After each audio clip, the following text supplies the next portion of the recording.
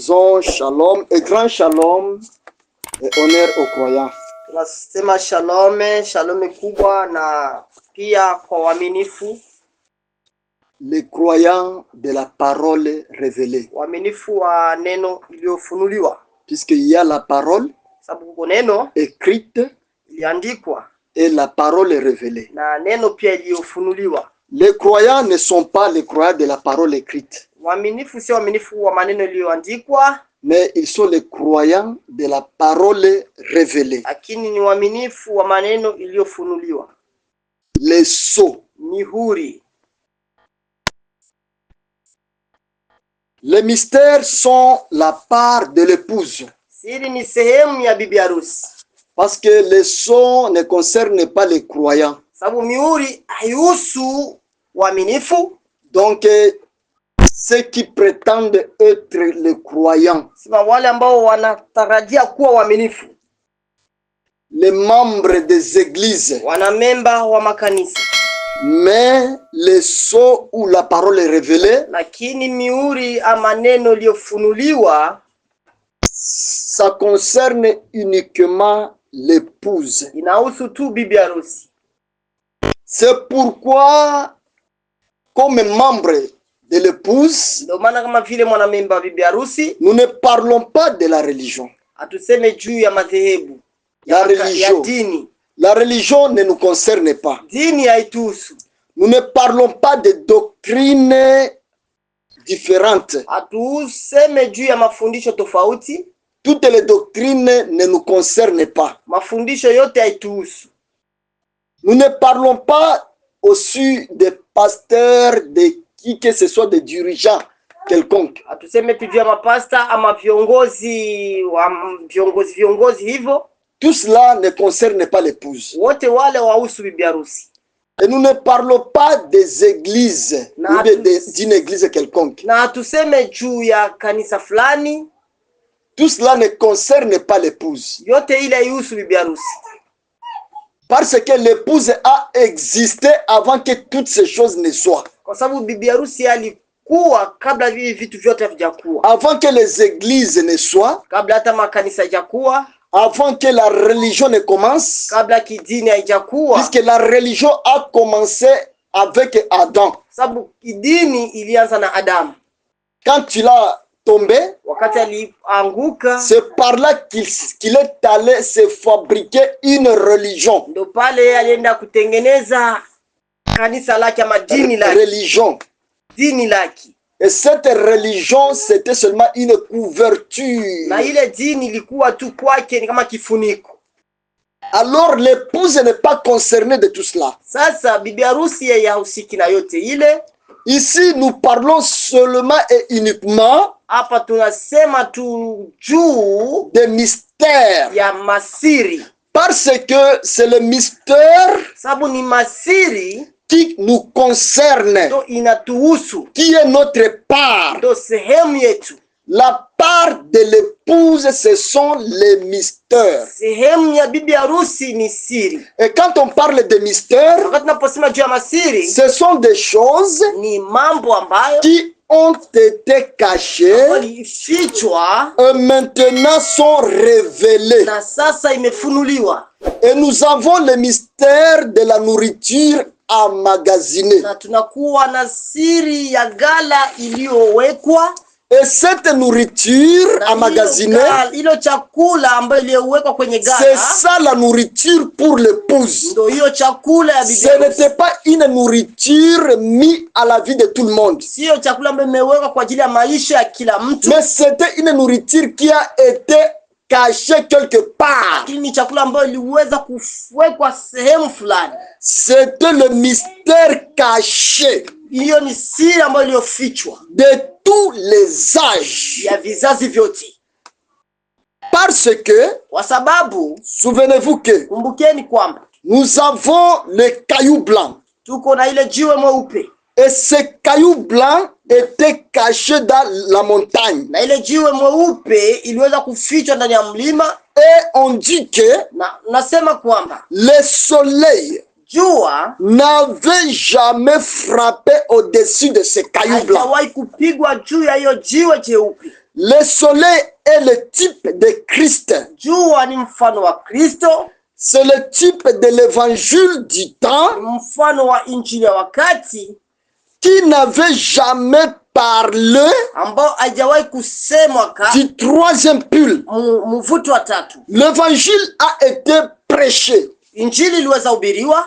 Les serviteurs de Dieu sont venus. Watumishi wa Mungu walikuja. Les prophètes, manabii, dans l'Ancien Testament, Agano la Kale, ils étaient assurément envoyés de Dieu. Walitumwa kweli kweli na Mungu. Et ils avaient parlé. Na wakasema. Jésus est venu. Yesu alikuja. Il a trouvé les gens en train d'adorer. Alikuta watu wako na abudu. Il a trouvé les gens croyaient la parole. Alikuta watu wako na amini neno. Mais au temps de Jésus, lakini kwa wakati wa Yesu, il arrive à Samarie. Alifika Samaria. Il dit que alisema kwamba le temps d'adoration arrive maintenant. Muda wa kuabudu inafika sasa. Et le Père na Baba est en train de chercher les vrais adorateurs. Iko natafuta waabudio wa kweli. Ces vrais adorateurs, wale waabudio wa kweli, ils vont l'adorer watamwabudu dans l'esprit roho et dans la vérité. Na mkweli. Maintenant, sasa lorsque wakati le septième ange est venu, malaika wa saba alipokuja, lui à qui était attribué, yeye ambaye kwake waliweza kumpa za kugawa, il a été attribué à lui les services ou les mystères de révéler les mystères. Waliweza kumpa kazi na sifa hizo za kugawa masiri. Quand il est venu, wakati alikuja, il nous a dit, alituambia, c'est à l'ouverture, ni kwa kufungua, c'est après l'ouverture des sceaux, ni kwa kufungua mihuri, que cette écriture que Jésus avait dit dans Jacques 4, ndo Yesu anasema pa non, cette écriture que Jésus maandiko ndo Yesu anasema dans Jacques 4, mu Marko, Yohana sura ya 4, était accompli. Ilitimia. Les vrais adorateurs ont commencé la vraie adoration après l'ouverture des sceaux. Parce que l'ouverture des sceaux, c'est ça l'évangile qui n'avait pas encore été prêché. Le troisième poule, c'est ça qui était l'ouverture de la parole. Et nous croyons que tous les mystères cachés depuis l'éternité devaient être révélés aujourd'hui. Quand je dis aujourd'hui, dans le temps, c'est aujourd'hui veut dire dans l'état où l'épouse s'était manifesté à sa grande venue, que nous appelons la seconde venue. Vous voyez le mystère? C'est ça la part de l'épouse. Quand on parle de la seconde venue, que tous les prédicateurs sont en train de parler, dont tous les croyants sont en train de dire qu'ils attendent. Ils attendent la seconde venue. La seconde venue, ça veut dire quoi? C'est la venue de l'épouse. C'est la manifestation de l'épouse. L'épouse qui est Christ lui-même. Et cette seconde venue, c'est ce que nous appelons l'ouverture des sceaux. Puisque les sceaux, c'est Christ lui-même. Et Christ, c'est bien lui l'épouse. Et quand les sceaux s'ouvrent, la Bible devient un nouveau livre. C'est pourquoi, comme le croyant des sceaux, nous ne sommes pas dans ne pas boire.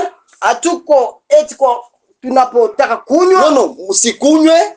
Oh, musikunywe. Hatuko wakati wanasema msikunywe. Nous ne sommes pas au temps où on dit ne fume pas. Hatuko wakati ambao wanasema usivute. Parce que kwa sababu Satan lui-même, shetani peke yake, il ne boit pas l'alcool. Hakunywa kipombe. Il ne s'enivre pas. Yale waki. Satan ne fume pas. Havutaki sigara. Il ne fait pas toutes ces choses-là. Afanyaki mambo yote ile. Il n'est même pas dans ces choses. Haiko ndani ya vile vitu. Satan, c'est un grand religieux et véritable religieux. Shetani ni mtu wa kidini, tena ule mtu wa kidini wa kweli. Quand on parle de la religion, là nous voyons Satan ou le péché. Et la grande séduction aujourd'hui est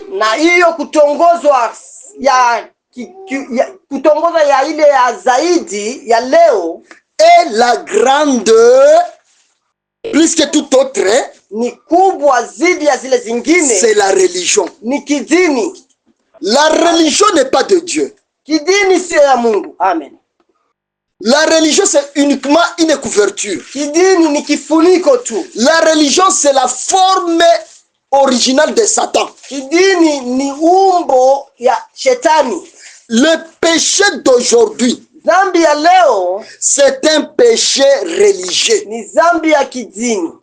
Aujourd'hui, celui qui pêche, celui qu'on appelle pécheur, c'est celui qui pratique la religion. Dans la prédication intitulée Éden de Satan, prêché le 28, 8e mois, 1965. Le paragraphe 61, virgule paragraphe 69. Le péché d'aujourd'hui, c'est le péché religieux. Satan lui-même, c'est un religieux. Et lui-même, c'est bien lui le péché. Et maintenant, aujourd'hui, nous voulons continuer avec notre sujet que nous avons commencé le dimanche, intitulé Le mystère des montes ici. Mais aujourd'hui, nous allons voir le mystère de quitter le pays de ton père.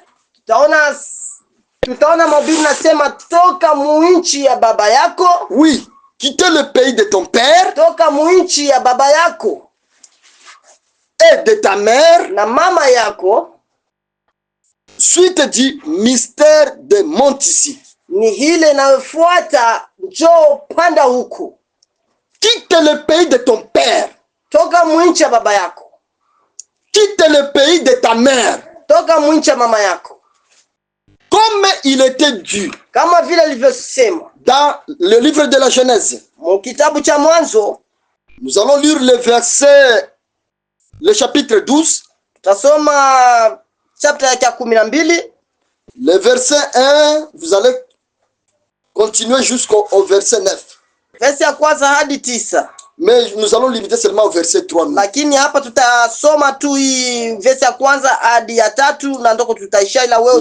L'Éternel dit à Abraham.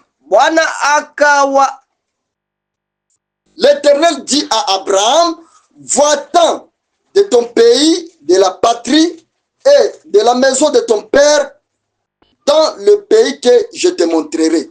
Bwana akawa amemwambia Abraham, ondoka katika nchi yako, wache watu wako na nyumba ya baba yako.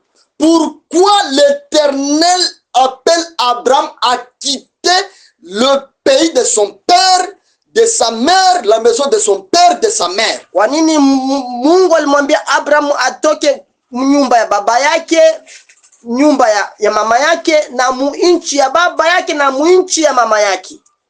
L'objectif de l'Éternel, kini ya Bwana, c'était je ferai de toi une grande nation. Uende mpaka nchini nitakayokuonyesha. Verset 2. Mimi nitakufanya taifa kubwa. Ok. Et je te bénirai. Na nitakubariki. Je rendrai ton nom grand. Nitalikuza jina lako. Et tu seras une source de bénédiction. Nawe utakuwa baraka. Nous nous limitons par là d'abord. Tunashimamia kwanza pale. On avait dit à Jean, monte ici. Walimwambia Yohana njoo pande. Cela était le ravissement. Ile ilikuwa ni kupelekwa. Et sans que Jean ne devrait pas monter, bila Yohana kuweza kupandishwa il makupelekwa, ne devrait pas voir les choses à venir. Angipasha kuona mambo atakayokuja. C'est quand Jean est monté, wakati Yohana alipanda, selon l'appel de l'ange, kulingana na mwaliko wa malaika, c'est par là que Jean était en mesure. Ndo hapo Yohana alifikia sasa kukua, en mesure de voir. Kupitia kuona. Et voir, c'est comprendre. Na kuona ni kuelewa. Donc Jean ne devrait pas comprendre Yohana angeelewa les choses à venir mambo atakayokuja sans qu'il ne monte. Bila kupanda.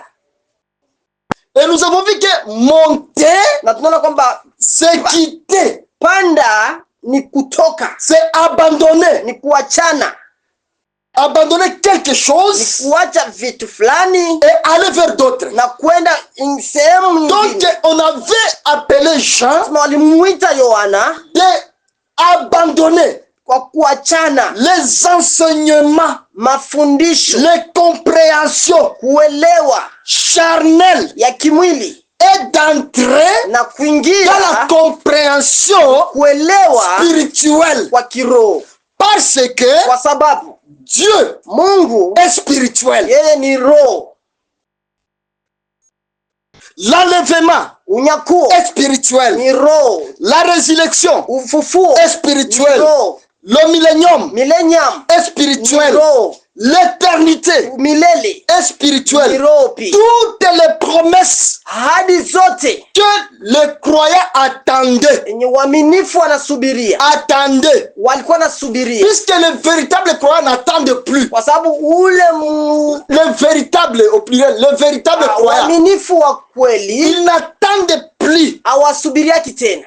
Il n'y a aucune promesse qui n'est pas accomplie pour eux. Hakuna ahadi ambayo wao wanasubiri eti kutimia. Tout ce qu'ils attendaient yote ambayo walikuwa nasubiri est déjà accompli. Imeshatimia. Il n'y a pas un enlèvement physique. Hakuna unyakuo ya kimwili. Il n'y a pas une résurrection physique. Hakuna ufufuo ya kimwili. Il n'y a pas un ciel physique. Hakuna mbingu ya kimwili. Il n'y a pas un millénium physique. Hakuna millennium ya kimwili. Il n'y a pas l'éternité physique. Hakuna milele ya kimwili. Tout est spirituel. Yote ile ni ya kiroho. Il faut monter. Inabidi upande.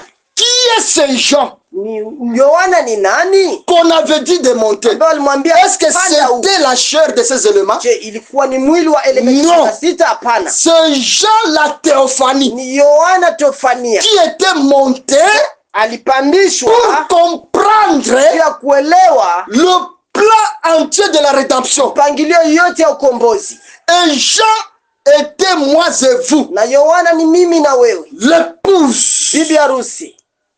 Amen. À Abraham, wa Abraham, on lui dit aussi, wakamwambia naye pia, quitte. Toka. Comme on a dit à Jean. Kama vile alimwambia Yohana. Ici. Njoo panda huku. On dit à Abraham, quitte. Wanamwambia Abraham toka. Sépare-toi. Jitenge. Laisse. Acha. Le pays de ton père. Nchi ya baba yako. Le pays de ton père, ça veut dire quoi? Nchi ya baba yako ni kusema nini? C'est le Congo. Je, ni nchi ya Congo. C'est les États-Unis. Ni Marekani. C'est le Zimbabwe. Ni nchi ya Zimbabwe.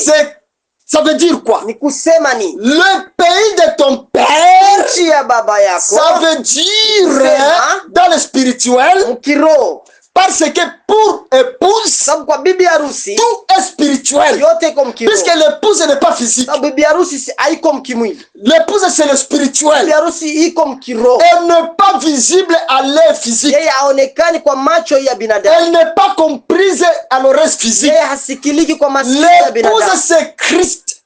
Bibi harusi ni Kristo. Elle est spirituelle. Yeye iko wa kiroho. Maintenant, Sasa quitte ici toka huku, le pays de ton père et de ta mère. nchi ya baba yako na mama Ça veut yako. dire les enseignements physiques Ni kusema ni mafundisho ya kimwili qui ramènent les promesses de l'Éternel uleta ahadi ya wa et milele les ramènent dans le physique. na unaitia mkimwili. Qui ramènent les promesses de l'Éternel Uko unaleta ahadi za wa milele et les ramènent dans une compréhension physique. na unaitia pia kwa kuelewa kwako kwa kimwili, Les ramènent dans une vie physique. kwa kueleta kuona kwako kwa kimwili. C'est ce que l'Éternel disait à Abraham. Ndio kile kinye Bwana alikuwa anasema na Abraham wa milele. Sépare-toi Jitenge de tout ce qui est physique. kwa yote ambayo inakuwa kimwili. Le corps ici, Mwili huyu de ces éléments, element c'est ça le pays de notre père et de notre mère. ndo nchi ya baba yetu na mama yetu, Puisque c'est l'union de maman et de papa sababu ni muungano ya baba na mama qui a formé ce physique. ndio lifanya hii Le mwili, pays nchi où nous habitons. ambayo tunaishi. Et il est dit, Na imesemwa si kama cette tente, cette maison hii nyumba hii dont nous habitons ambayo tunaishi présentement kwa est sasa détruite, ikiharibiwa, nous avons une autre. tuna ingine. Le pays que l'Éternel avait appelé Abraham de se séparer, Nchi ambayo Bwana wa milele alimwambia Abraham kujitoa nayo c'était le corps, ilikuwa ni mwili, la compréhension physique, kuelewa kimwili, voir physiquement, kuona kimwili, comprendre physiquement, kuelewa kimwili, entendre physiquement. kusikia kimwili. Et c'est ça. Na ni hayo L'épouse bibi harusi est au-delà des choses physiques. iko juu ya mambo ya kimwili. Pourquoi Abraham devrait quitter? Kwa nini Abraham alipashwa Pourquoi atoke? Abraham était dans l'obligation de Kwa quitter? nini Abraham alishirikishwa De atoke, quitter, de se séparer de ce qui est physique. kutoka na kuachana kwa mambo ya kimwili? Parce que Kwa sababu l'Éternel avait un plan pour Abraham. Bwana alikuwa na mpangilio mpya kwa Le Abraham. premier plan, Mpangilio wa kwanza c'était dans le verset 2. ilikuwa ni kuvesi ya Je pili. ferai de toi une grande nation. Mimi nitakufanya taifa kubwa. Il n'y a aucune grande nation comme l'épouse. Hakuna ingine taifa kubwa kama vile bibi harusi. Il n'y a pas une nation de l'Éternel comme l'épouse. Hakuna taifa kubwa ambao kama vile bibi L'épouse, harusi. c'est le myriade de myriades. Bibi harusi ni maelfu na maelfu na maelfu. On ne peut jamais compter. Huwezi kuwahesabu. L'épouse, c'est l'éternel. Bibi harusi ni wa milele.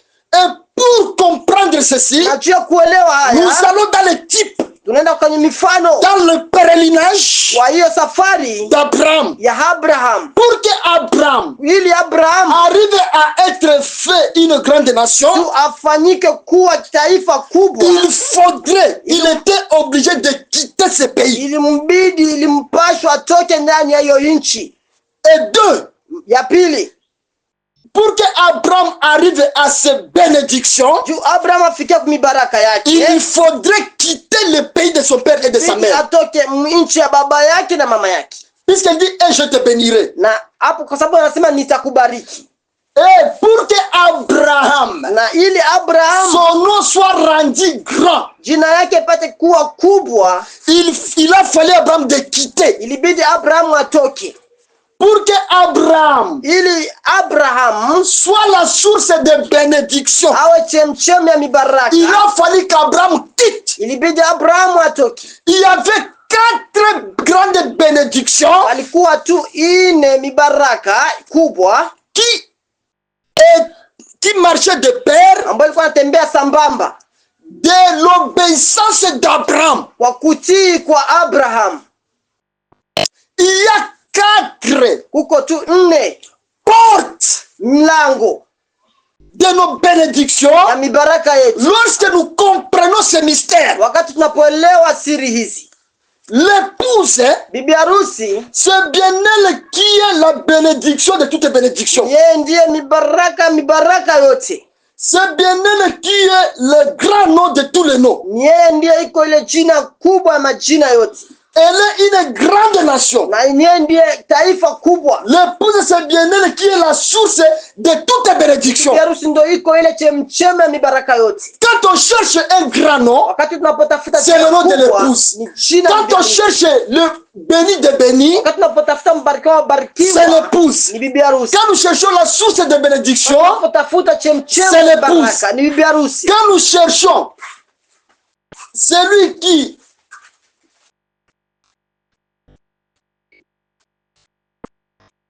celui qui est élevé, Wakati tunapomtafuta yule ambaye ameinuliwa, c'est l'épouse. ni bibi harusi. Le verset 3. Versi ya 3. Je bénirai ceux qui te béniront. Nitawabariki wale wanaokubariki. Donc l'épouse, Sema bibi harusi qui comprend déjà ceci, ambaye ameshasikia hii, celui qui bénit l'épouse yule ambaye atambariki bibi harusi est béni. na yeye amebarikiwa. Celui qui est béni sur cette terre, Yule ambaye amebarikiwa hapa c'est kwenye celui dunia qui bénit l'épouse. ni yule ambaye amembariki bibi harusi. Je maudirai celui qui te maudira. Na yeyote akulaanie nitamlaani. Si quelqu'un cherche la malédiction, Na kama mtu anapotafuta qu'il pia laana, qu'il essaie de maudire l'épouse, ajaribu kulaani bibi harusi, elle verra naye ataona comment est le couleur de la malédiction. namna gani hiyo rangi ya kulaaniwa iko. Et toutes les familles de la terre, Na kupitia kwako mataifa yote ya duniani, toutes, mataifa yote, pas une seule famille, hapana familia moja, toutes les familles de la terre mataifa yote ya duniani sont bénies à l'épouse. yote imebarikiwa kupitia bibi Puisque harusi. l'épouse, c'est une nouvelle civilisation. Kwa sababu bibi harusi ni Maendeleo. maendeleo mapya. L'épouse, c'est une nouvelle ville. Bibi harusi ni ile mji mpya. Quand on parle d'Abraham, Wakati tunaposema il était Abraham, seulement le type yalikuwa tu ni mfano de ce qui est l'épouse. kwa kile kenye bibi harusi alikuwa. Au travers de l'épouse, Kupitia bibi harusi, toutes les familles de la terre familia yote ya duniani sont bénies. imebarikiwa. Puisque l'épouse, Sababu bibi harusi c'est le mystère des mystères de mystérieux. ni siri ya masiri ya masiri. Si tu es membre de l'épouse, Kama wewe ni mwanamemba bibi harusi, personne n'est béni comme toi. hakuna mtu ambaye amebarikiwa kama vile wewe. Personne n'a les bénédictions comme toi. Hakuna mtu anakuwa na mibaraka kama vile Toi-même, tu wewe. es le distributeur de la Kama bénédiction. vile wewe uko mgawaji wa mibaraka, Mais la condition d'abord, ni sharti c'est de monter, ni kupanda, c'est de quitter. ni kutoka. Quand on quitte le pays Wakati unapotoka mwinchi de ton ya père baba yako et de ta na mère, mama yako, là tu es le béni des bénis. bado unakuwa mibaraka mibaraka. Tu as le grand nom. Wewe unakuwa na jina kubwa, Et ce nom-là, na jina ce hili n'est pas les humains qui te le donnent. sio wanadamu ndio wanakupa, Les bénédictions-là, na mibaraka ce n'est hiyo pas les humains qui te le donnent. sio wanadamu ndio wanakupa, L'élévation, ce n'est pas les humains qui te lèvent. sio wanadamu ndio wanakuinua. C'est celui, Ni yule l'Éternel lui-même, wa milele qui peke t'a yake dit ndio alikwambia d'abandonner les compréhensions physiques, kuachana na mambo ya kimwili, d'abandonner la vision physique. kuachana na ile kuona kwako kwa kimwili. C'est bien lui qui dit qu'il va te bénir. Yeye alisema kwamba C'est nitakubariki. l'Éternel lui-même, Wa milele pekee, elle est la Elohim, ela qui Elohim bénit l'épouse. ndo anabariki bibi harusi. Elle n'est pas bénie des humains. Yeye abarikiwaki na wanadamu Jamais. kamwe.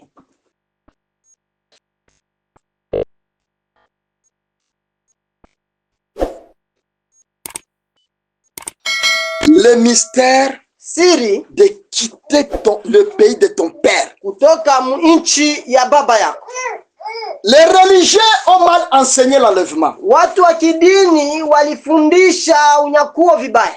Pourquoi ils l'ont mal enseigné? Kwa nini waliweza kufundisha hiyo vibaya? Parce que eux-mêmes ne comprennent pas qu'est-ce que l'enlèvement. Sababu wao wenyewe hawaelewi maana ya nini unyakuo. Ce n'est pas leur part. Sio sehemu ya. Puisque l'enlèvement c'est un mystère. Sababu unyakuo ni siri.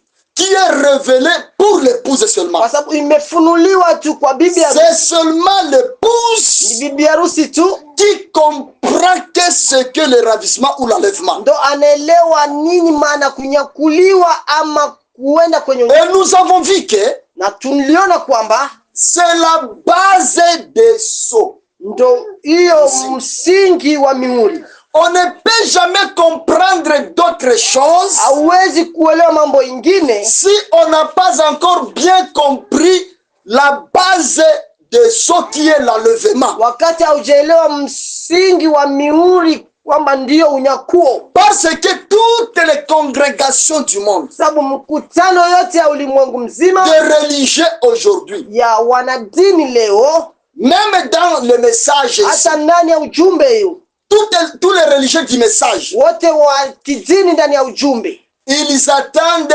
l'enlèvement. wanasubiri unyakuo. Et cet enlèvement-là qu'ils attendent, Na ile unyakuo ambao wanasubiri c'est le même enlèvement avec toute autre organisation. ni unyakuo sawasawa na ile mipangilio yani watu wanapangilia. Ils attendent qu'un jour, Wanasubiri kwamba siku il y moja aura un Jésus utakuwa Yesu fulani hivi qui viendra dans les airs batakuja hewani mawinguni huko avec les anges. pamoja na malaika. Il y aura le son de la trompette Itakuwa mlio wa mabaragumu qui va sonner ambayo itaweza kupiga, et les tombes vont s'ouvrir. na pia makaburi itafunuliwa, Les cadavres vont ressusciter wale wafu watafufuka et ils vont monter. na watapandishwa, Et ceux qui sont vivants, na wale walio hai ils seront changés watabadilishwa, et ils vont monter ensemble na wote watapanda kwa à la pamoja rencontre d'un Jésus imaginaire. kwenda kukutana na yule Yesu ambaye wanafikiria wao, Un Jésus qu'ils ont formé dans leur tête. yule Yesu ambao wao wamejifanyia ndani ya Un vichwa vyao, Jésus intellectuel yule Yesu ambao wao wamemweka kiakili, qu'ils ne connaissent même pas. ambao wao wamjui. C'est ça l'enlèvement Ndio unyakuo, qu'eux attendent. ndio wao wanasubiri. D'autres dans le message, Wengine ndani ya ujumbe ils disent, wanasema oui, ndio spirituellement, kiroho nous sommes déjà enlevés. tumeisha nyakuliwa. Maintenant, comme ils sont déjà enlevés spirituellement, Sasa kama wamesha nyakuliwa kiroho, ils attendent maintenant l'enlèvement physique. wanasubiri sasa tena unyakuo ya kimwili. C'est tout cela, Yote hile tout ce méli-mélo, ile melimelo c'est parce qu'ils n'avaient pas compris ni kwa sababu hawakuweza kuelewa que veut dire l'enlèvement. unyakuo manake. Parce que pour l'épouse, Kwa sababu kwa bibi harusi l'enlèvement unyakuo est une révélation. ni ufunuo, Et on révèle la chose qui est déjà accomplie. na unafunuaka kitu kenye kisha timia, La chose déjà terminée. kitu ambacho kimesha malizika. On ne révèle pas la chose qu'on attend. Hauwezi ukafunua kitu kenye unasubiria. On emploie le mot révélation Tunakamata msemo unyakuo pour la chose déjà faite, kumambo ambayo imeshafanyika, pour un événement déjà accompli, kitu ambacho mais kimeshatendeka a été accompli lakini imetimia sans que vous le sachiez. bila wewe kulijua. Maintenant, la révélation, c'est quoi? Sasa On commence à vous expliquer. La révélation, c'est quoi? ufunuo ni nini? On commence seulement à vous Wanaanza expliquer kuwafasiria ce qui s'était passé. kwa kile kenye kilipitikana. C'est pourquoi, Ndio maana sans tituber, bila kubegeye, bila kuweka nous sommes en train de confirmer tunahakikishia et nous sommes sûrs et na certains tuna haki na à tunasema tous kwa les hakika religieux kwa watu wote wa kidini attendre un enlèvement d'aller quelque part, wanasubiri kwenda attendre kusubiria kitu fulani cha kwenda sehemu fulani. Ça c'est être une vierge folle ile ni kukuwa bikira mpumbavu qui prétend, qui pense qu'elle a de l'huile alors qu'elle n'a pas. anafikiri kwamba akona mafuta na japo hana mafuta. Tout ça c'est vraiment un chaos total. Yote ile ni kuanguka parce que l'enlèvement s'était accompli, je ne sais pas, je peux expliquer dans quelle année. Sababu unyakuo umekuwa umeshatimia, na sisi fasira ni kwa muda gani, kwa wakati gani? C'est inexplicable. Ni kitu kenye kifasiriwi. Nous sommes nés, l'enlèvement était déjà là. Tulizaliwa unyakuo ilikuwa imeshakuwa. Puisque nous ne sommes pas le physique. Kwa sababu hatuko wa kimwili. Nous sommes les spirituels. Tuko wa kiroho. Et cet enlèvement, c'est à partir de la compréhension. Na ile unyakuo ni kupitia kuelewa kwa. Monte ici. Panda huku. Quitte le pays de ton père. Toka mwinchi ya baba yako na mama C'est yako. à partir de la compréhension. Kupitia kuelewa de la parole. Kwa neno. C'est comme Jean. Ni kama vile Yohana. Jean parmi les 12 disciples. Yohana miongoni mwa wale wanafunzi 12. Jean qui participait les grands événements d'avec Jésus. Yohana ambaye alikuwa anakuwa na Yesu kwa ile vitu vikubwa ambayo Yesu alikuwa anafanya.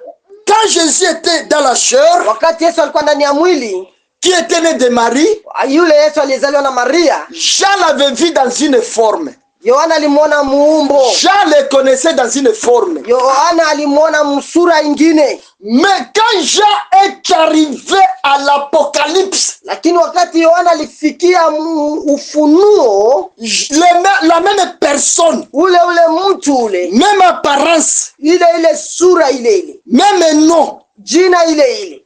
Jean, Yohana arrive maintenant à l'Apocalypse. Anafikia ufunuo sasa. Le même Jean là. Yohana yule.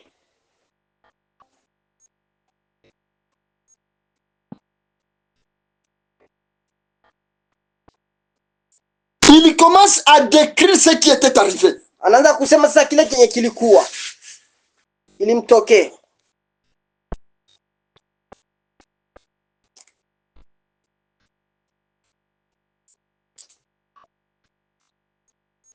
Au verset 9 de l'Apocalypse chapitre 1. Verset yake ya 9 ya Ufunuo. Jean, explique-nous qu'est-ce qui était arrivé. Sura ya kwanza. Yohana tufasirie nini ambayo ilitokea pale. Chapitre 1 verset 9. Oh. Le même Jean qui était avec Jésus. Sura ya kwanza verset yake. Et le même Jésus lui apparaît. Jean dit, moi Jean votre frère. Mimi Yohana ndugu yenu. Et qui a part avec vous à la tribulation. Ninashiriki pamoja nanyi mateso. Et au royaume. Mateso katika Yesu na katika ufalme. Et à la persévérance en Jésus. J'étais dans l'île appelée Patmos à cause de la parole de Dieu et du témoignage de Jésus. Na uvumilivu katika saburi, nilikuwa katika kisiwa kiitwacho Patmo kwa ajili ya neno la Mungu. Je fus ravi en esprit au jour du Seigneur. Nilikuwa katika roho siku ya Bwana. Je fus ravi en esprit, pas j'étais dans le corps, je fus ravi. Nilikuwa katika roho siku ya Bwana. Jean avait connu un ravissement, il le confirme lui-même. Yohana aliweza kupelekwa. Il était ravi, aliondolewa, alinyakuliwa. Le ravissement, ça veut dire l'enlèvement. Bien aimé, attention. Il dit que je fus ravi. Asema kwamba niliweza kupelekwa. Au jour du Seigneur est ravi en esprit. Siku ya Bwana katika roho. Il n'était pas au jour de l'homme. Haikukuwa siku ya mwanadamu. Ce n'était pas dans le chiffre 6. Haikukuwa muile namba 6. Qui est le chiffre de l'homme? Ambao ni namba ya mwanadamu. Le jour de l'homme. Siku ya mwanadamu. Ce n'était pas dans les 6 millénaires. Haikukuwa muile siku 1000. 6 millénaires. Elfu sita.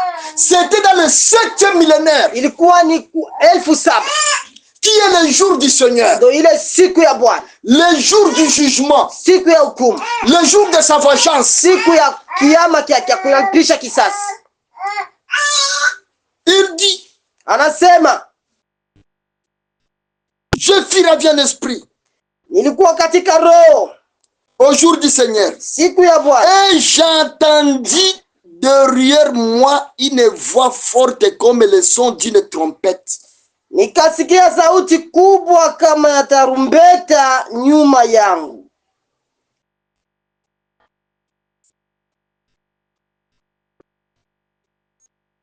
Jean en esprit, Yohana katika roho, il écoute une voix derrière lui. alisikia sauti nyuma yake. Donc Jean la théophanie. Yohana theophania. Pas Jean le physique. Hapana Yohana. Jean a déjà quitté le pays de son père et de sa mère. Yohana alikuwa toka nchi ya baba yake na mama yake. Le corps, mwili, était resté là-bas. La connexion de Jean et son corps était coupée. Ile kuungana kwa Yohana, masiliano ya Yohana na mwili iliweza kukatishwa. Jean l'esprit, Yohana yule roho, entre au jour du Seigneur. Akaingia msiku ya Bwana. Derrière lui, il attend une voix comme la voix d'une trompette. Nyuma yake akasikia sauti kama vile tarumbeta. Jean continue à nous décrire. Yo anaendelea kusema Yohana, cette voix qui disait que tu vois écrit, qui disait ce que tu vois écrit dans un livre et envoie aux 7 églises, Éphèse, Smyrne, Pergame, Thyatire, Sarde, Philadelphia et Laodicée. Ikisema andika kwenye kitabu haya yote unayoyaona, kisha uyapeleke kwa makanisa 7, yani Efeso, Smyrna, Pergamo, Thyatira, Sardi, Philadelphia na Laodikia. Je me retournais. Jean a dit non, il faut que je me retourne. Comme Moïse aussi devant. Yohana akasema inabidi sasa nigeuke kama vile Musa devant la vision maono de la colonne de feu ya nguzo la moto. Il voit toute une étance des herbes, mais au milieu il y a du feu, mais les herbes ne brûlent pas. Akaona vifurushi vya majani na ile majani haiungue. Katikati ya ile majani mko moto na waka. Mais majani hailunguli. Moïse avait dit non, il faut que je retourne pour voir. Moïse akasema inabidi nirudie juu nione. Pour voir, c'est comprendre. Le problème de beaucoup de gens, matatizo ya watu wengi leo, ils sont en train d'écouter la voix derrière eux. Wako nasikia sauti nyuma yao. Ils continuent seulement. Wanaendelea tu avec la religion. Pamoja na kidini. Ils ne veulent pas tourner comme Jean. Hawataki kugeuka kama vile Yohana.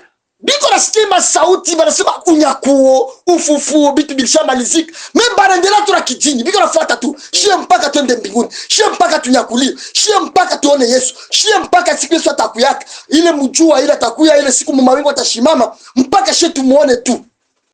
Geuka sawa Yohana, geuka sawa Musa. Amina. Ili uone mzuri. Uelewe mzuri. Ile sauti iko nasema na wewe. Amina.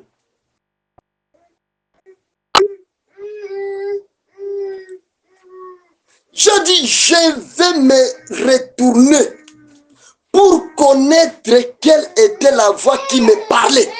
Ndipo nikageuka ili nione ni sauti ya nani iliyokuwa ikisema nami. Et après me retourner, nami nilipogeuka, j'ai vu 7 chandeliers d'or. Nikaona vinara 7 vya taa. Yohana akuona âge à l'église avant de se retourner. Yohana n'avait pas vu les 7 âges de l'église. Yohana kuona nyakati 7 ya makanisa. Avant qu'il se retourne, avant de changer la position. Badala kwanza apate kugeuka. Il faudrait d'abord, oui, il a écouté la voix, mais la voix était derrière lui. Ndio alisikia sauti, ila sauti ilikuwa nyuma yake. Il a fallu maintenant que Jean retourne. Libidi Yohana sasa ageuke.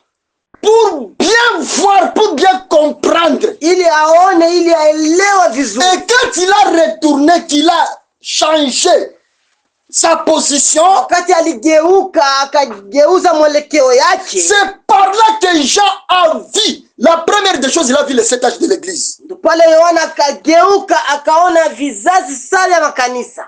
Qui étaient les 7 chandeliers? Ambayo ilikuwa ni ile vinara 7 vya dhahabu. Et au milieu de ces 7 chandeliers, quelqu'un qui ressemblait à un fils de l'homme. Amen. Katikati ya vile vinara vya taa nikaona mtu kama mwana wa Adam. Jean n'avait pas vu le fils de l'homme, mes chers frères. Il a vu quelqu'un qui ressemblait. Yohana kuona mwana wa Adam, lakini aliona mtu ambaye anataka kufanana. Anafanana na mwana wa Adam. C'est ce que Jean lui-même nous dit. Ndio kile kinyo Yohana anatuambia hapa. Jean n'avait pas vu le fils de l'homme. Yohana kuona mwana wa mtu. Jean il dit, quand je me suis retourné pour connaître quelle était la voix qui me parlait, au verset 13, il dit, au milieu de ce chandelier, quelqu'un qui ressemblait à un fils de l'homme, à un fils d'homme. Amen. Katikati ya vile vinara vya taa nikaona mtu kama mwana wa Adam. Vêtu d'une longue robe et ayant une ceinture d'or sur la poitrine. Amevaa jo refu na mkanda wa dhahabu umefungwa kifuani mwake. Anakuya ona mtu tofauti kama mwana wa Adamu. Amen. Tena mtu mwanaona anakuwa mwanamke, anavala ceinture ya or mkifua yake, anaona sa épouse. Ndio, amen. Anakuona we mforme yako, anakuona we bibi harusi. 14. Amen. Sa tête et ses cheveux étaient blancs comme de la laine, blancs comme de la neige. Ses yeux étaient comme une flamme de feu. Kichwa chake na nywele zake zilikuwa nyeupe kama sufu, nyeupe kama theluji, nayo macho yake yalikuwa kama mwali wa moto. Si vous arrivez jusqu'au verset 16, Jean est en train de décrire la personne qu'il avait vu qui semblait à un fils de l'homme. Ukifika kuverse ya 16 utaona vile Yohana iko na mtaja ule mtu mwaliona. Comment il ressemblait? Namna gani alikuwa anafanana kama vile mwana wa mtu. Jean qui était habitué à dormir même sur le jambe de Jésus. Yohana ambaye alikuwa anazoea kulala hata kwenye miguu ya Yesu. Jean l'apôtre de Jésus. Yohana yule mfuasi wa Yesu. Jean qui marchait avec Jésus. Yohana ambaye alikuwa anatembea na Yesu. Mais ici, lakini hapa, quand Jean voit cette personne-là, wakati Yohana alimuona tena ule qui était contraire de celui qu'il était habitué de voir, ambaye aliona ni anakuwa tofauti na yule ambaye alikuwa anazoea kuona. Au verset 17, 17 verse yake, quand je l'ai vu, nilipomuona, j'ai tombé à ses pieds comme mort. Nilianguka miguuni pake kama aliyekufa. Wakati Yohana tu anamuona Yohana, esprit ya Yohana ilikuwa na capacité ya kuresiste. Amen. Yohana alianguka kama mufu kumigulu ya mtu. Ndio, amen. Les pieds de l'épouse, c'est une grande onction, une grande bénédiction. Miguu ya bibi harusi, hayo ni baraka kubwa. Baraka kubwa, amen. Mpako mkubwa. Amen. C'est comme ça. Nakupika. Amen. L'épouse, ce n'est pas comme on récite l'épouse, non. Bibi harusi sio kama vile mnavyomtaja, oh bibi harusi, oh bibi harusi. C'est l'onction la plus haute de toutes les onctions. Ni upako ya juu zidi ya upako zote. Que Jean a vu. Mbo Yohana aliona. Et Jean était tombé comme mort à ses pieds. Yohana alianguka miguuni pake kama vile mtu aliyekufa. Amen.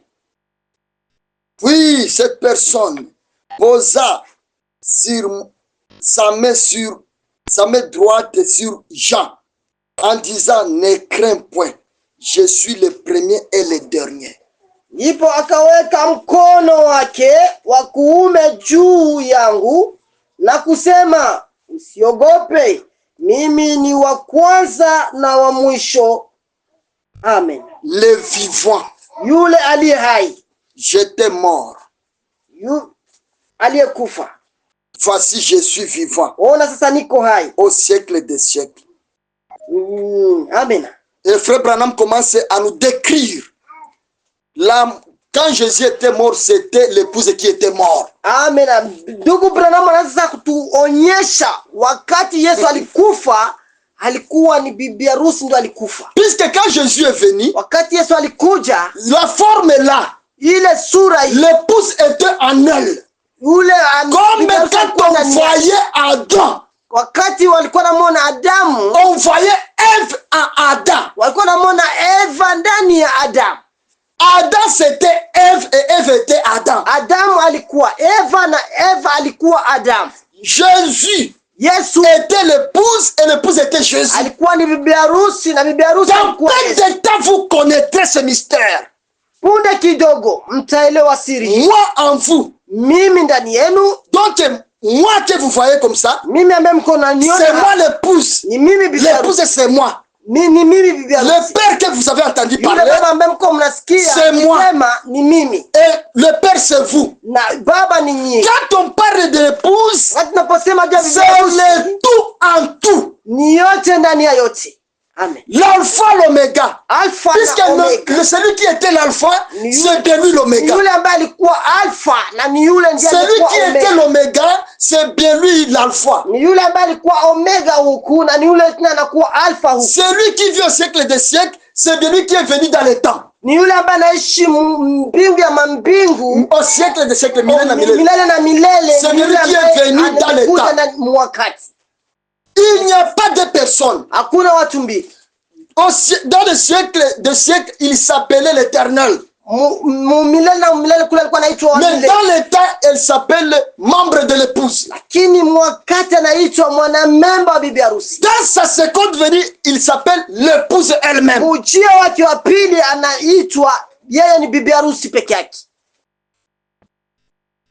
Amen.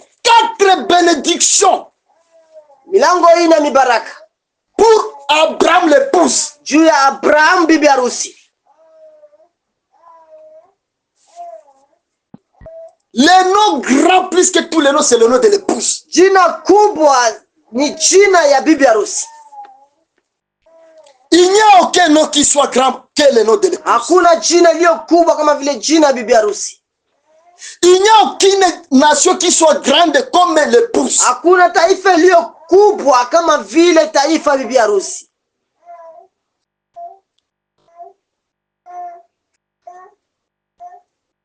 Il y a une bénédiction comme l'épouse. Hakuna mibaraka kama vile ya bibi harusi. Et tout, donc ce que nous appelons la source de bénédiction, c'est l'épouse. Na yote ambayo tuko tunaita chemchem ya mibaraka ni bibi harusi. Quitte la compréhension physique. Toka mkuelewa kwa kimwili. C'est un mensonge du diable qu'un jour utaenda wapi. Ni uongo wa shetani. Hii mwili ni hapa pa kudunia. Amen. Hii mwili itarudia mu mavumbi. Amen. Ni wewe original par la compréhension ndio unakuwa enlevé. Ulikuwa unajua ke mbinguni ni kule yulu banakwambia mbinguni ni teofania yako. Ni neno, ni Mungu. Amen. Ndio mbingu. Sasa unaelewa ile ndio enlèvement. Make unatoka mu compréhension ya dimension ya chini, unapanda mu compréhension spirituelle, c'est ça l'enlèvement. Amen.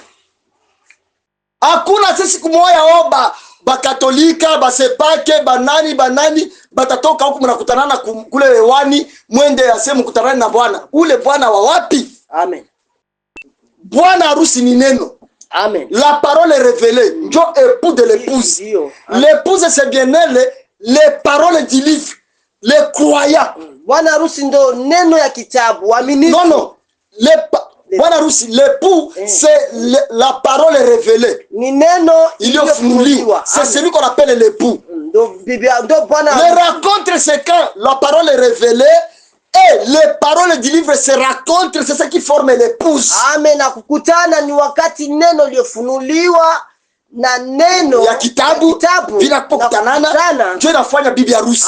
L'épouse c'est la parole révélée plus les paroles du livre. Amen. C'est ce qu'on appelle l'épouse. Donc la théophanie plus l'âme. Théophania na nafsi. La théophanie, l'âme et la parole. Ndio. Amen. Na neno pia. Amen. Mes précieux, on a voulu un peu partager avec vous concernant le mystère de quitter le pays de ton père et de ta mère. Wapenda, tuligawanya mambo mengi kuhusu itoka nchi ya baba yako na mama yako, pour que tu sois béni. Ili upate kubarikiwa. Et cette bénédiction, ce n'est pas une bénédiction qui te vient d'un pasteur, na hii baraka sio baraka ambayo inatokana itatokea kwa pastor wako, d'un prophète, wa nabii. C'est l'Éternel lui-même, natoka kwa milele peke yake, qui a dit à Abraham, qui alimwambia Abraham, akamwambia bibi harusi. C'est de lui qui a donné l'ordonnance, qui a donné le commandement de quitter le pays. Niendo alipana hiyo kusema utoke nchi ya baba yako na mama yako. Et c'est de lui qui dit, je te bénirai. Na niendo alisema kwamba je ferai de toi une grande nation. Na akasema nitafanya je rendrai ton nom grand. Na nitafanya jina yako kuwa kubwa. Je te ferai. Na nitakufanya d'être une grande source de bénédiction. Uwe chemchem ya mibaraka. Et sur toi. Na kwako. Au travers de toi. Na kupitia wewe. Toutes les familles de la terre. Familia yote ya duniani seront bénis en toi. Itabarikiwa kupitia wewe. Toutes. Yote. La bénédiction, c'est de reconnaître l'épouse. Mibaraka ni kutambua bibi harusi. C'est de soutenir l'épouse. Ni kuweza kukua sambamba na bibi harusi. Ni kumshikilia, kumsupport bibi harusi. Quand vous soutenez l'épouse, vous soutenez votre bénédiction. Dieu, amen. Quand vous soutenez l'épouse, vous soutenez votre élévation. Quand vous soutenez l'épouse, vous soutenez votre nom de devenir grand. Wakati support bibi harusi, unalifanya unasupport baraka zako, unasupport wewe mwenyewe, unasupport jina lako kuwa kubwa. Amen. C'est ça mes précieux frères. Lorsque nous sommes encore dans la chair, nous avons besoin de bien manger. Tunahitaji kula vizuri. Nous avons besoin de bien véhiculer, d'être bien véhiculé. Kutembea kwenye gari nzuri. D'avoir de belles maisons. Kuwa na nyumba nzuri. Nous avons besoin d'une bonne vie. Tunahitaji kuwa na maisha mazuri. Nous ne pouvons pas ignorer cela. Hatuwezi kudharau hili. Et tout cela est résumé seulement dans Genèse 1, 2, 3. Na yote ile imetoka Mwanzo. Qui est un très grand mystère. Nambo ni siri kubwa de savoir comment soutenir cette révélation. Kwa kujua namna gani ya kuweza kusupporti hii. Comment on soutient la révélation. Namna gani unaweza kuweka na wewe support yako kwenye hii ufunuo. Ce que vous avez fait, ndio kile kilimo umefanya, de commencer à écouter ces choses. Kwa kwanza tukusikia hii. En écoutant ces choses, kwa kwanza tukusikia, vous allez parvenir à la compréhension. Utafikia kwa kuelewa. Et quand vous allez comprendre, wakati utakapoelewa, ce n'est pas pour mes bénédictions moi. Sio kwa ajili ya mibaraka yangu. Ce n'est pas pour les bénédictions d'une autre personne. Sio kwa ajili ya mibaraka ya mtu mwingine. C'est pour tes bénédictions toi seul. Ni kwa ajili ya mibaraka yako peke yako. C'est quand tu comprends. Wakati unapoelewa. C'est quand Abraham, notre type, wakati Abraham mfano wetu, a compris. Alielewa. Qu'il devrait se séparer. Inabidi ajitenge. Qu'il devrait quitter. Inabidi atoke. Le niveau. Muhali. De compréhension physique et charnelle de la parole. Ya kuelewa kimwili neno. Et d'entrer na kuingia dans la compréhension, kuelewa de monter ya kupanda dans la compréhension kuelewa spirituelle, kiroho, de comprendre la révélation, kuelewa funuo de la parole de ce jour, ya siku yako, la révélation de 7 sceaux, neno ya mihuri, la révélation du 7e sceau, ufunuo ya mihuri 7, qui a clôturé tous les plans, ambayo imefunga mpangilio yote complet imemaliza de la rédemption ya ukombozi. Quand vous comprenez cela, wakati unapoelewa hiyo, vous êtes heureux. Wewe una heri. Tu es heureuse Marie. Wewe una heri Maria. Marie Omega. Maria Omega. Marie Alpha, c'est celui qui a conçu la grossesse de Jésus. Marie Alpha ni yule ambaye ameweza kuweka mimba wa Beba mimba Yesu. Et Marie Omega c'est toi. Na Marie Omega ni wewe. L'épouse. Bibi harusi. Qui est matrice spirituelle. Ambayo ile kibao chako ya uzazi ya kiroho. Qui sont ta compréhension. Ambayo ni kuelewa kwako. De la parole révélée. Kuelewa kwako kwa neno lilofunuliwa. Te rend Marie. Imekuoa. Te rend inakufanya uwe Maria Omega. Parce que tu portes la grossesse. Kwa sababu unapeleka ujauzito. Et tu as déjà enfanté le fils. Na umeshamzaa mwana. Le fils promis. Mwana aliyeahidiwa. La parole est révélée. Neno iliyofunuliwa. La bénédiction de toutes bénédictions. Mibaraka ya kote. Là où est tout ce dont tu as besoin. Pale kwenye wewe unakuwa na c'est dans cette parole révélée. Ni kupitia kwa neno iliyofunuliwa. Qu'il y a notre guérison. Ndio kunakuwa uponyaji wetu. La garantie et le délai de notre service sur cette terre. Ile kuwa kwetu ambayo imewekwa. Mpangilio wetu, mpango wote wa kuishi kwetu hapa duniani iko ndani ya neno lilofunuliwa. Amen. Hakuna mtu atakutoaka mwili kabla siku yako yafika. Ndio, amen. Hakuna demo itashimama ikutoe mwili kabla siku yako yafika. Puisque wewe unatoka mwili kulingana na plan ya baba yako. Kulingana na plan ya wa milele. Anajua siku yako ni hii na mwisho wako wa kuishi hapa dunia ni hii. Ne crains rien. Petit troupeau. Usiogope wewe kundi ndogo. Parce que tu as eu faveur. Kwa sababu umepata favor. Comme Marie. Kama vile Maria. Tu es heureux. Una heri. Parce que Maria umebeba mimba. Amen. Ya Kristo. Amen. Mais Maria ile heri yake haikuwa heri yenye ilikuwa macho ya wanadamu.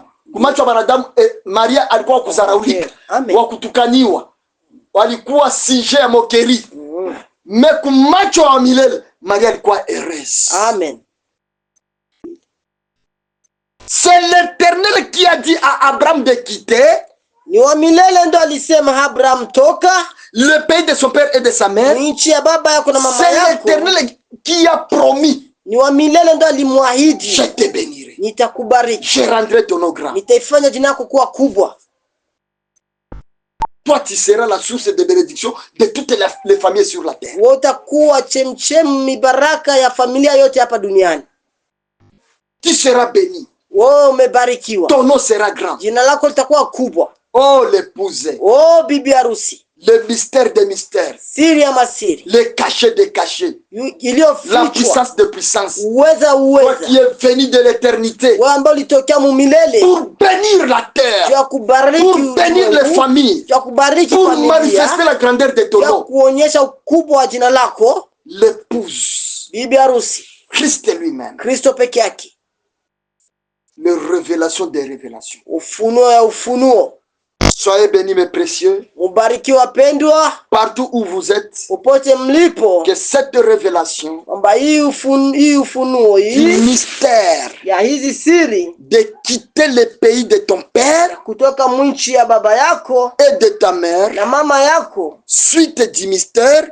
Kwa kuambatana na hii de monte ici, siri ya njoo panda huku, puisse bénir ipate kuwabariki nos vies physiques, maisha yetu ya kimwili, puisse vous donner ipate kuwapatia tout ce dont vous avez besoin, yote ambayo mnahitaji. que les 4 portes kwamba milango yote ine de toutes vos bénédictions, ya mibaraka yako yote, sud, nord, est et ouest, mashariki na magharibi, que toutes les 4 directions, hiyo kona zote ine de vos bénédictions soient ouvertes par l'attendement kupitia kuelewa de ces mystères, ya siri hizi, de quitter, ya kutoka pour être béni, upate kubarikiwa, quitter pour que ton nom soit grand, jina lako liwe kubwa, quitter kutoka pour que tu sois la source de bénédiction, ili uwe chemchema mibaraka yote, quitter kutoka pour que tu sois rendu une grande nation. ili upate kuwa taifa kubwa. Shalom à vous. Shalom kwenu. Bonne journée. Siku mzuri. Bonne soirée. Jioni mzuri. Honneur à vous, la ville sainte de Dieu. Na heshima kwenu nyinyi mji mkuu wa Mungu takatifu. Grand shalom. Shalom kubwa. Amen. Amen, amen.